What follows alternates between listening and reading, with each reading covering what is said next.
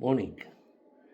It's 4:30 in the morning, and I'd like to talk to you about the avoidance victim,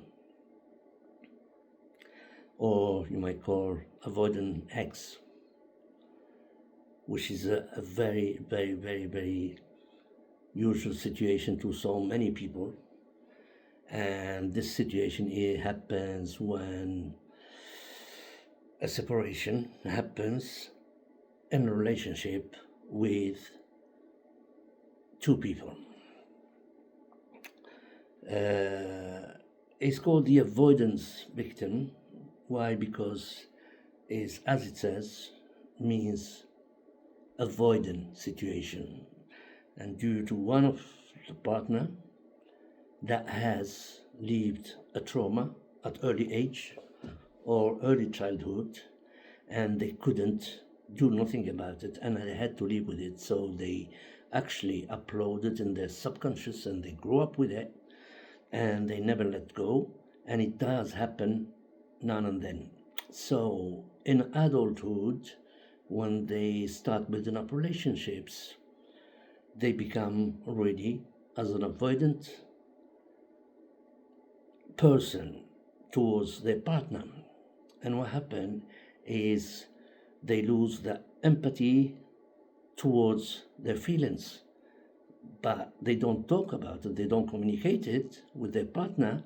And what happens instead, they keep uploading it on their subconscious and live with it, and it gets worse and worse and worse and worse, to the point where they start figuring out, because they don't process it in the meantime, so it starts building up some dust, to the point where they actually become isolated and live in their own world. So what happened then? As the partner that this person live with, he doesn't see no red flags. Doesn't see no red flags because that person, the avoidant person, is just living a normal life. It's just that he's not processing any feeling whatsoever, because he lives in that planetarian situation within themselves, and they don't talk about it, they don't communicate it, because they don't know how to communicate it. So what happened, no matter what kind of relationship it is, how beautiful it is, or how cruel, or how full of emotion, action and reaction, it just is not working. It doesn't indulge with their feeling, so they just trespass it, and they keep living it with their loneliness situation and avoiding to talk about it. Maybe sometime, maybe occasionally they mention it, or maybe they show it by one day you come and you find your partner crying, like you wonder what the hell is going on. But then again, you never have a proper explanation about it. It's just like women think, and you say, oh, well, okay, fair enough. But it's actually a red flag telling you that this person has a problem. And maybe one day they're so happy, and suddenly they become so neutral and so zombie about it. They ghost you up most of the time. What I mean by ghost you up, they ghost you up like there's not much communication around. They're not really interested in listening, but they listen somehow, because to them, listening is part of the relationship. But in fact, what they're doing is just surviving the whole situation, because of the feel of insecurity, because of the lack of what they couldn't do at their youth, when they were victimized, when the trauma started. And what happened is they just slowly is eating them inside. And then another red flag comes in. It's like, what's going on with my partner? I mean, there's no intimacy going on, there's no spices going on, and then is another red flag that you should be about. But as we are normal, and we men, we do intend to love fully and to express it and to act and react about it and this and that, but they don't see it that way. What they see is just another part of the package that you have to deal with in order to avoid and not facing the trauma is inside of you that comes from time to time, and that's very, very red flag.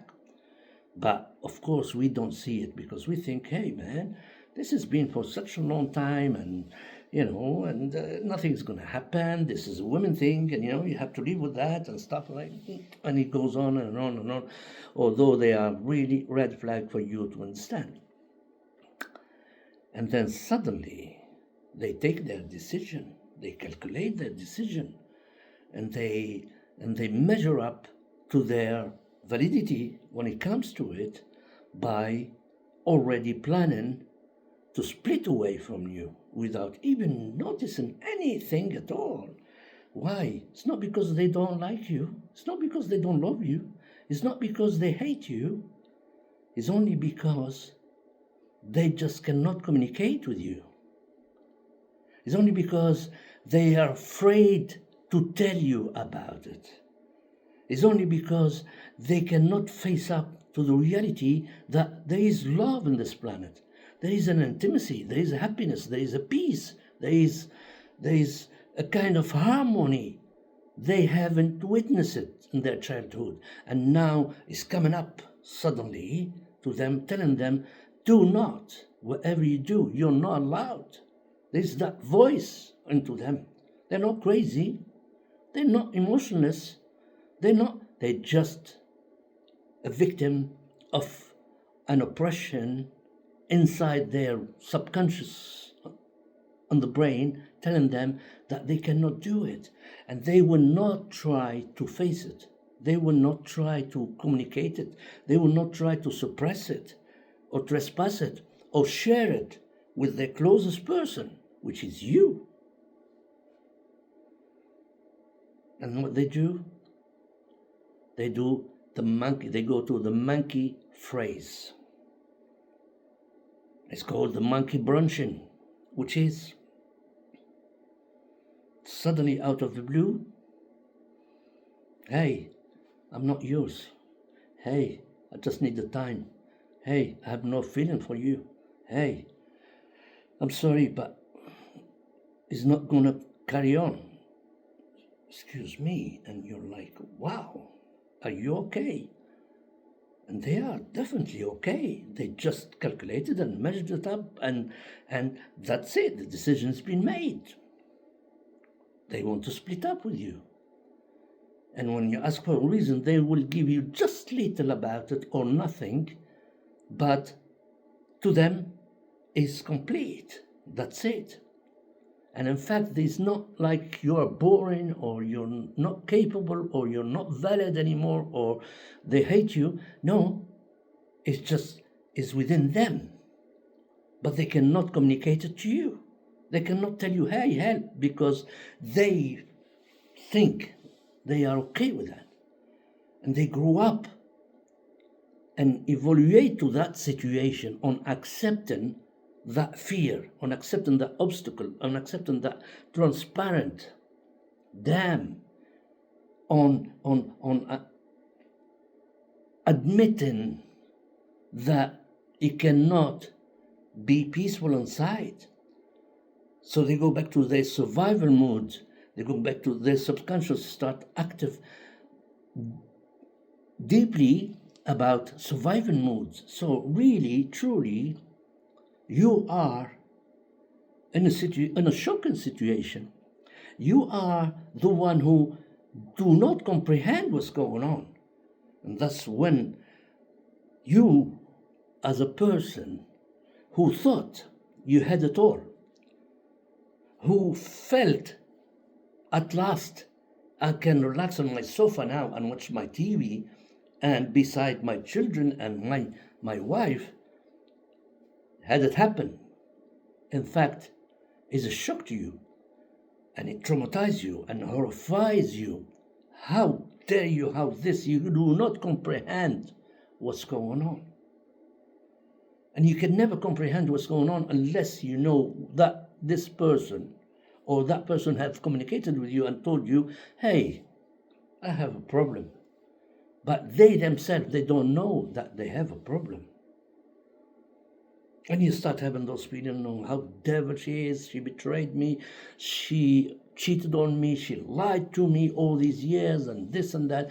And you go through that emotional roller coaster to the point where it could destroy you, it definitely damage you, it does you collateral damage. It does you collateral damage. And you don't know what the hell is going on, and you're looking for a situation to a certain point where, hey, you start feeling guilty yourself so much.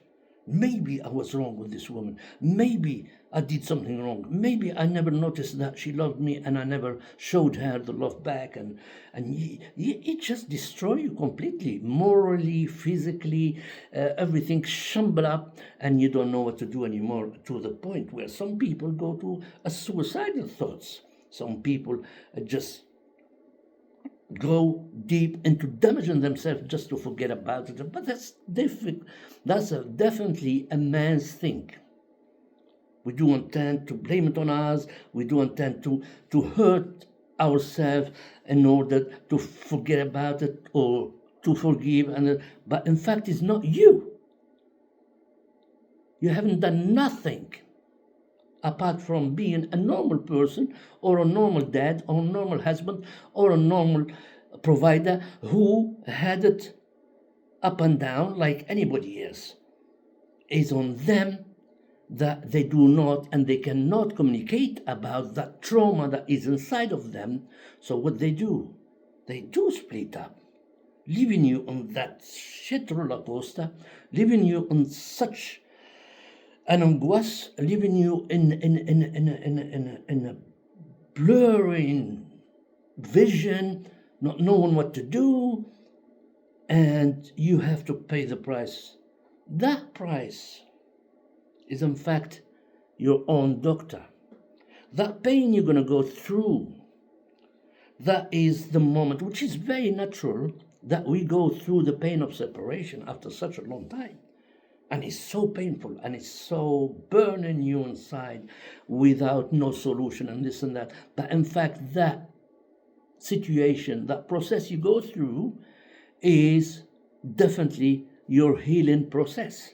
You're into healing process. You know why? Because you, at the end, and with all this pain and this agony you're going through and desperation and the angoisse and the anxiety, and is in fact your body started evaluating and adapting to that situation. To one day you wake up and say, hey, what the hell has happened? Wow, I was there this morning, I was here. Obviously, with the time you start to accept it to the point where you heal from it. On the other side,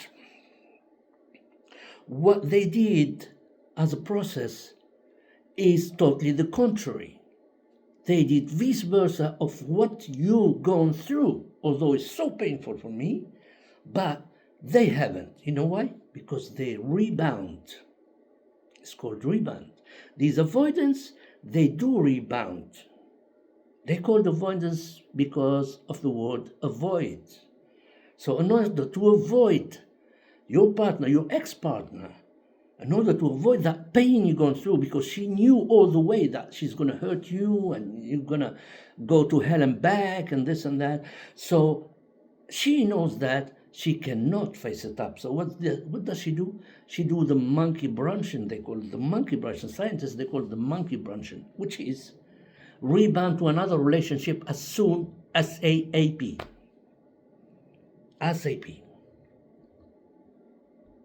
Thinking they cannot have to go through what you've gone through, because she's witnessing everything and she's aware of everything through your media, through her children, through friends, through neighborhoods. They will know what you're going through, and they are too scared to face that situation, because every human being, whether he's a man or a woman, after a relationship, there will be a painful situation, a very painful one.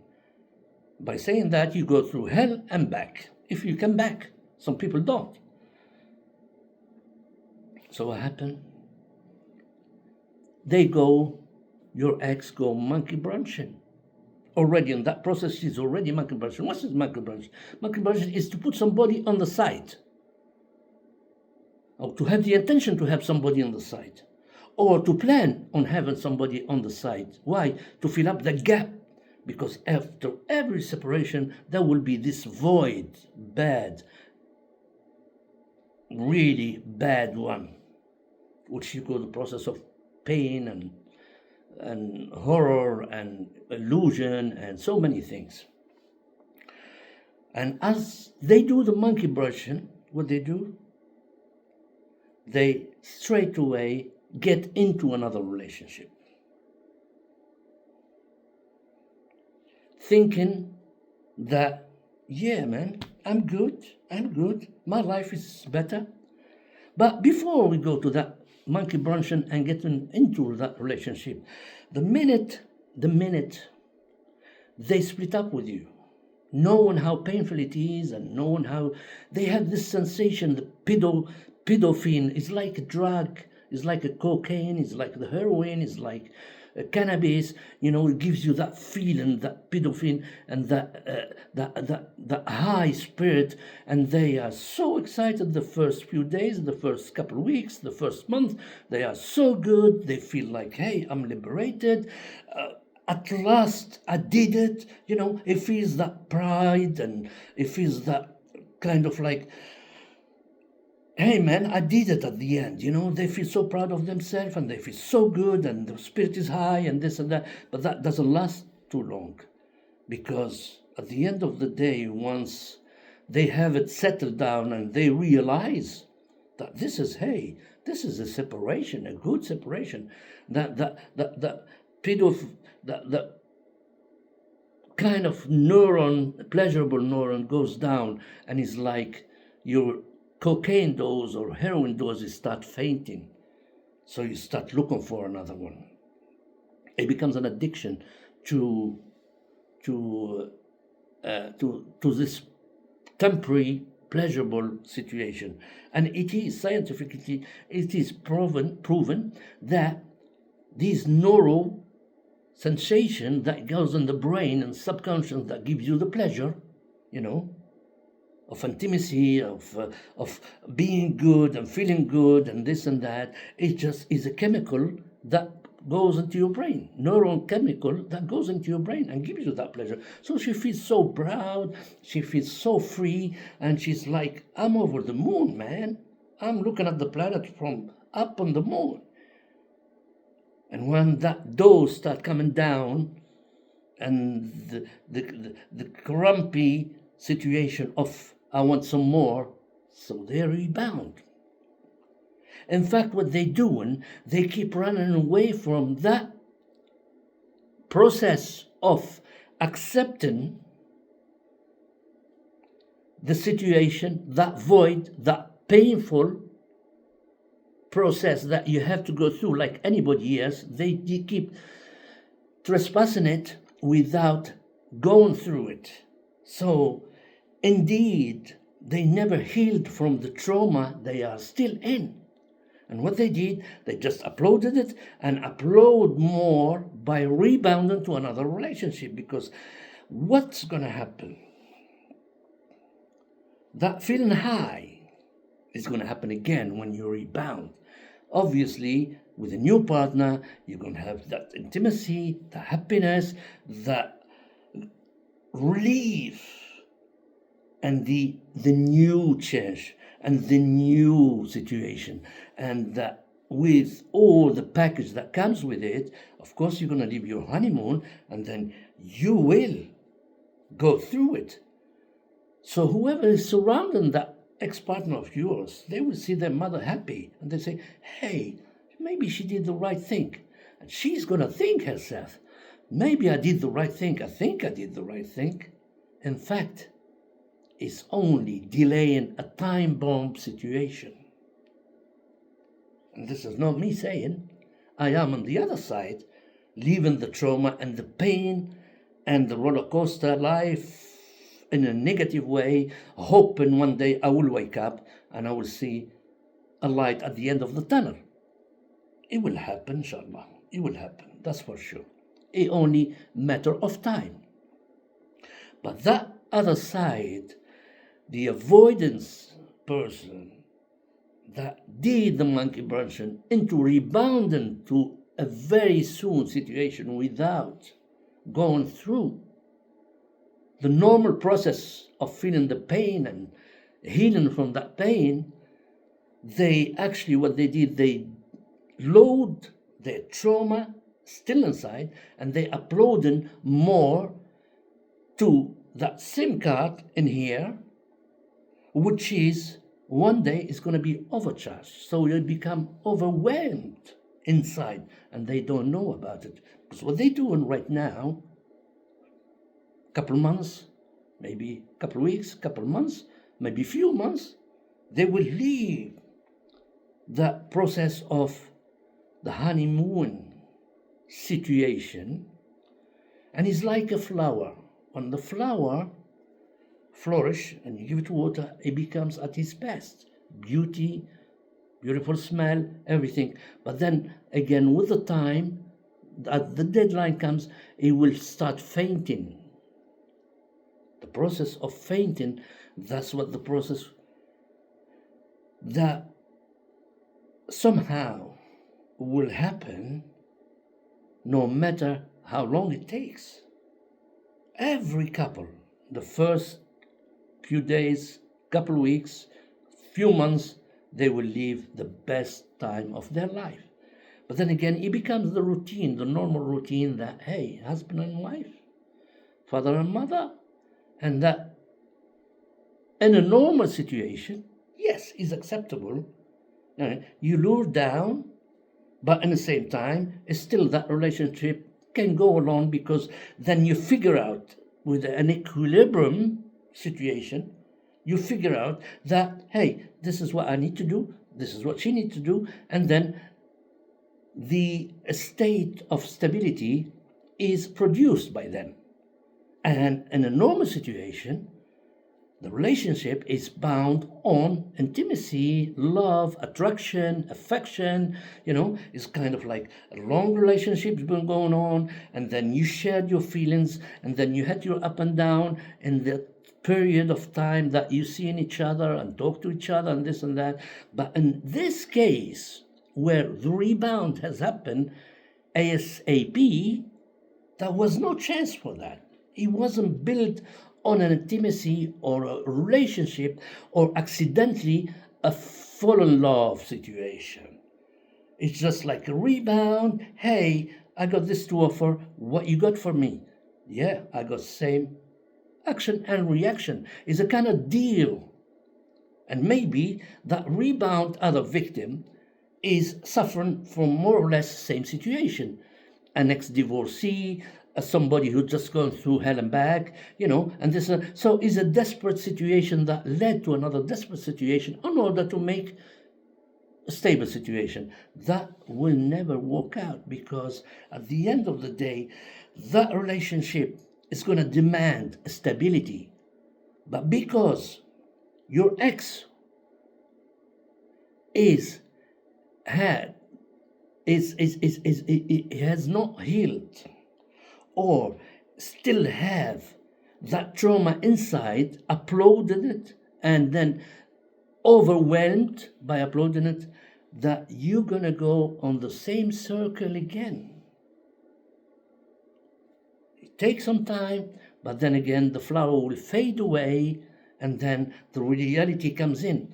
And believe you me, people, that's the moment when you suffer most, because you have no choice, and you start going on that vicious circle of bounding, rebounding, bounding, rebounding, bounding, rebounding, monkey branching, bounding, rebounding, and you will never find the solution, because you keep always, your soul and your subconscious has adapted and evaluated to that situation where avoiding is the best solution.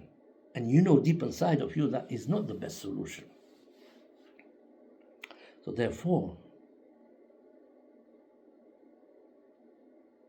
we need to know And I'm talking as a person who has been through all this, and I had my share of that pain and that trauma, that hell and back and this and that. And suddenly I said, hey man, can't go on like this. You're not gonna lose yourself because of this event, because of this damage that you did not do.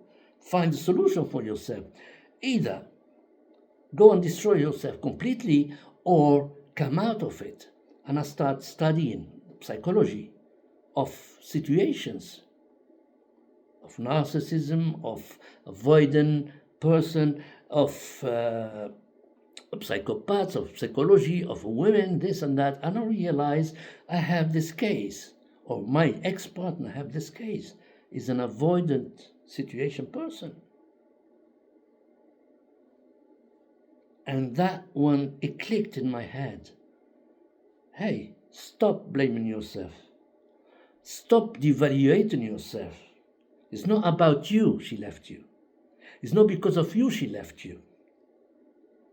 All the excuse she made to her closest people surrounding, whether her kids or her friends or what, is like, of course, the avoidant person, they're going to avoid the reality. So what they do, they blame it on that person, which is me. And it did go through. Of course, everybody, that's what society wants from you. They want an excuse. They want a reason for the society to carry on, because the system has no mercy. The system has no empathy for you or sympathize for you, for that matter. And that's what happened. So give me an excuse and I'll sign you in. Simple as that. And the avoidant person who needs to be treated for his trauma or her trauma, in my case her trauma, who needs to be helped somehow, had no choice but to blame it on me, to focus on themselves. So it's not me who was the reason of that collateral damage. It's themselves. It's that person, the void person, is that damaged person that choose not to communicate about the situation with me, choose not to tolerate anything new, and choose to keep that protection, that shield, that they grow up with it all the way to what they are now, because that's the only comfortable situation they are in, by keeping it to themselves and trying to survive it.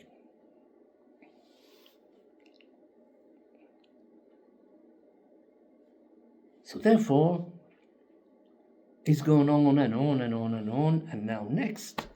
And this person, this new bound relationship, is all of a sudden comes in, but that is not the solution, neither for that person, or for actually the new victim, or for the children who had to survive this kind of like out of the blue situation.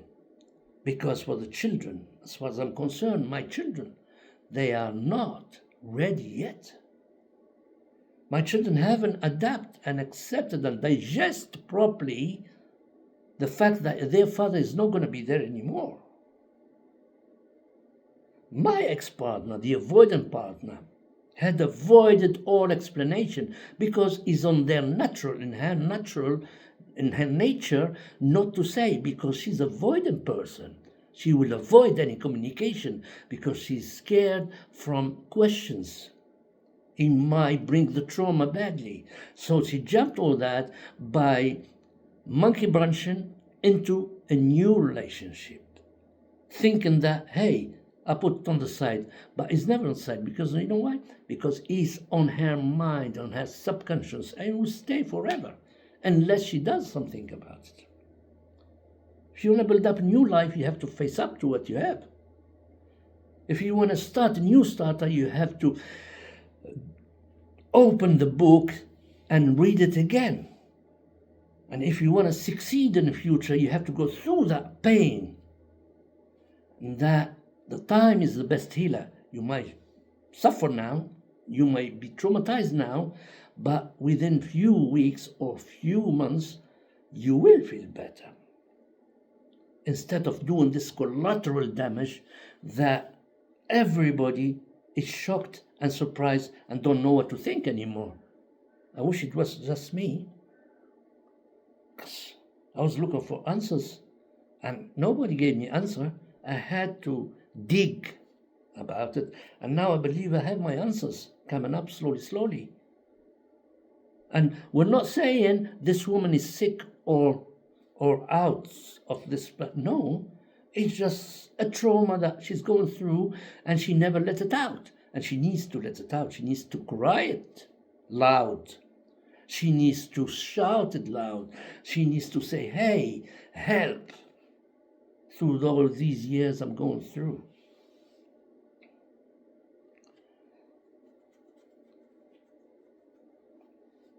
So this is the situation I'm going through. And if that person doesn't get any help or is not willing to help herself, that process is going to go on and on and on and on. And it's not going to be me the first or him the second or another one the third. It's going to go on and on and on and on to the point where at the end they gave up and they end up as a lonely being, because the children will grow up, they will have to go their own way. No man would be able to deal with the situation that they don't understand, because we men, we need answers. We seek explanation. That's why men are men. In order to provide, I need a reason. And this is what is happening. I hope whoever who is watching this and who's been through all this, because he's not, believe you me, you tell me I love you, I'll say, hey, all right, yeah. And you ask me how I am, I'll say, I'm doing fine. It's not what it looks. It's not, you don't buy the book by its cover. You gotta look inside the book. This is Kareem saying, thank you for watching, thank you for understanding, but this is my vision about life, philosophical and full of empathy and sympathizing with everybody.